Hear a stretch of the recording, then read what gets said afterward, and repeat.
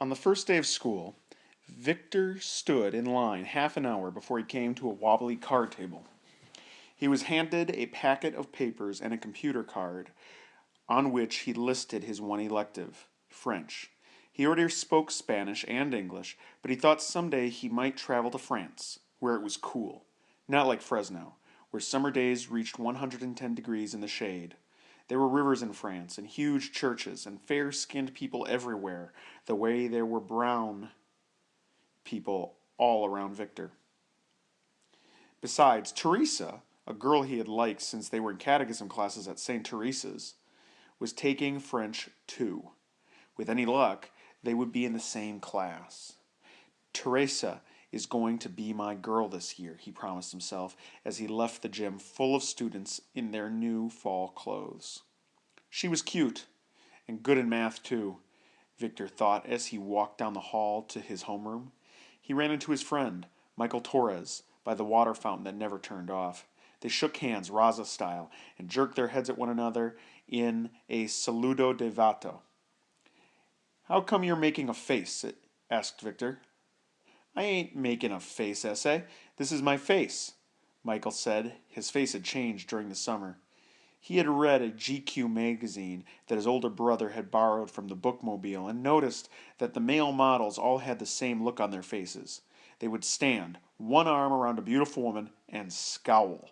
They would sit in the pool, their rippled stomachs dark with shadow, and scowl. They would sit at dinner tables, cool drinks in their hands, and scowl. "I think it works," Michael said. He scowled and let his upper lip quiver. His teeth showed along with the ferocity of his soul. "Belinda Rees walked by a while ago and looked at me," he said. Victor didn't say anything, though he thought his friend looked pretty strange. They talked about recent movies, baseball, their parents, and the horrors of picking grapes in order to buy their fall clothes. Picking grapes was like living in Siberia, except hot and more boring. "What classes are you taking?" Michael said, scowling. "French. How about you?" "Spanish. I ain't so good at it, even if I'm Mexican." "I ain't either, but I'm better at it than math, that's for sure." The, the tinny three-beat bell propelled the students to their homerooms. The two friends socked each other in the arm and went their ways. Victor thinking, "Man, that's weird."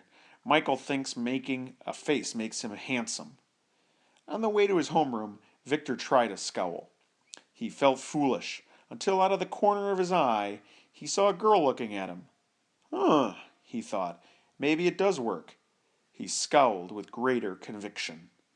In the homeroom, roll was taken. Emergency cards were passed out, and they were given a bulletin to take home to their parents. The principal, Mr. Belton, spoke over the crackling loudspeaker, welcoming the students to a new year, new experiences, and new friendships. The students squirmed in their chairs and ignored him. They were anxious to go to first period. Victor sat calmly thinking of Teresa, who sat 2 rows away, reading a paperback novel. This would be his lucky year. She was in his homeroom, and would probably be in his English and math classes, and of course, French. The bell rang for first period, and the students herded noisily through the door. Only Teresa lingered, talking with the homeroom teacher.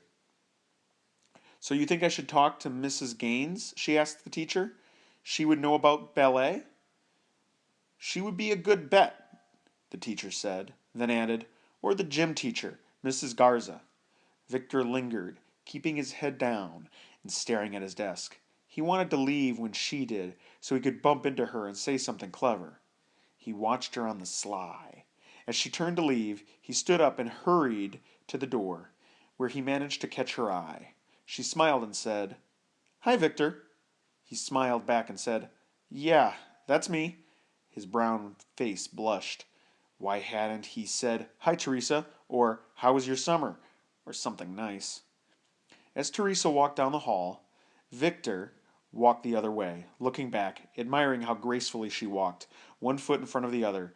So much for being in the same class, he thought, as he trudged to English. He practiced scowling. In English, they reviewed the parts of speech. Mr. Lucas, a portly man, waddled down the aisle asking, "What is a noun?" "A person, place, or thing," the class said in unison. "Yes. Now somebody give me an example of a person. You, Victor Rodriguez." "Teresa," Victor said automatically. Some of the girls giggled. They knew he had a crush on Teresa. He felt himself blushing again. "Correct," Mr. Lucas said. "Now provide me with a place." Mr. Lucas called on a freckled kid who answered, "Teresa's house, with a kitchen full of big brothers." After English, Victor had math, his weakest subject. He sat in the back by the window, hoping that he would not be called on. Victor understood most of the problems, but some of the stuff looked like the teacher made it up as she went along. It was all confusing, like the inside of a watch. After math, he had a 15-minute break, then social studies, and finally lunch. He bought a tuna casserole with buttered rolls, some fruit cocktail, and milk. He sat with Michael, who practiced scowling between bites. Girls walked by and looked at him. "See what I mean, Vic?" Michael scowled. "They love it." "Yeah, I guess so." They ate slowly, Victor scanning the horizon for a glimpse of Teresa. He didn't see her.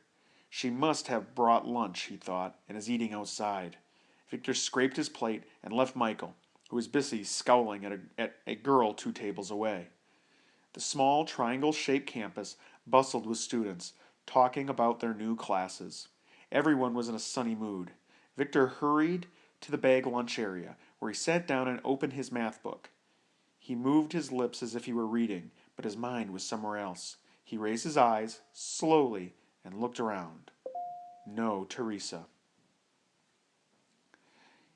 He turned a page in the book and stared at some math problems that scared him because he knew he would have to do them eventually.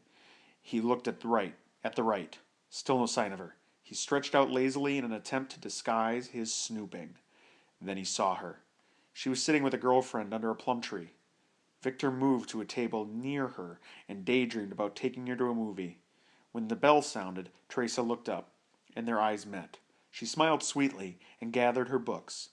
Her next class was French, same as Victor's.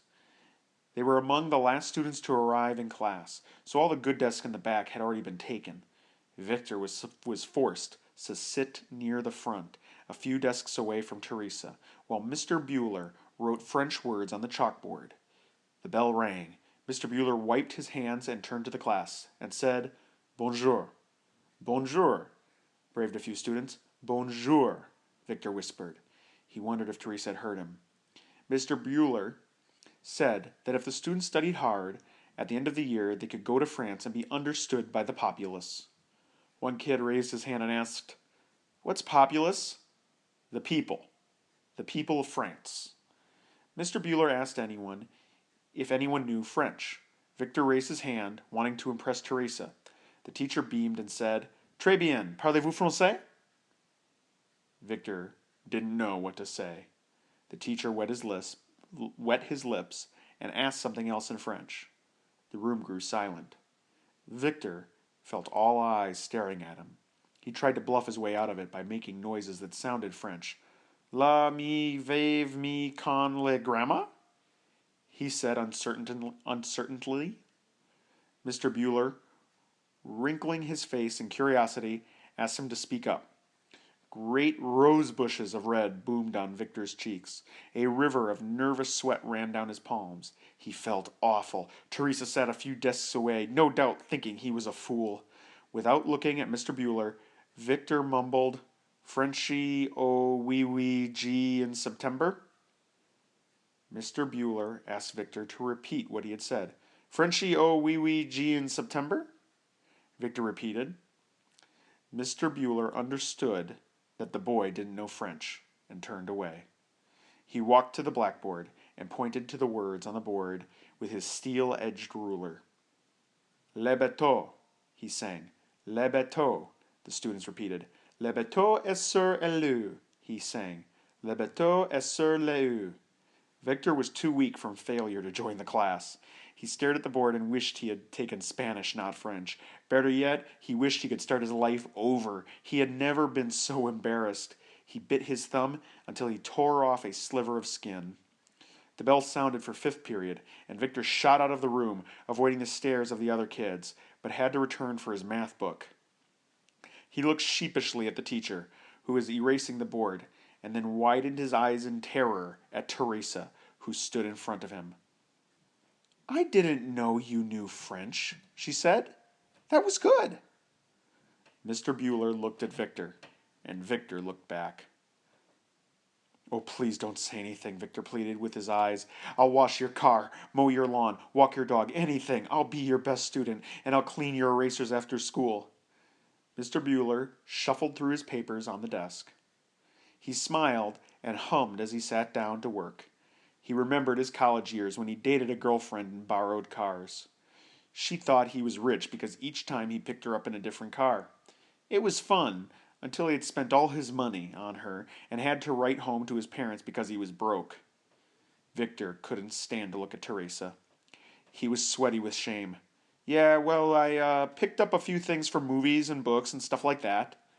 They left class together. Teresa asked him if he would help her with her French. "Sure, any time," Victor said. "I won't be bothering you, will I?" "Oh, no. I like being bothered." "Bonjour," Teresa said, leaving him outside her next class. She smiled and pushed wisps of hair from her face. "Yeah, right. Bonjour," Victor said. He turned and headed to his class. The rosebeds of shame on his face had become bouquets of love. Teresa was a great girl, he thought, and Mr. Bueller is a good guy. He raced to metal shop. After metal shop, there was biology. And after biology, a long sprint to the public library where he checked out 3 French textbooks. He was going to like 7th grade.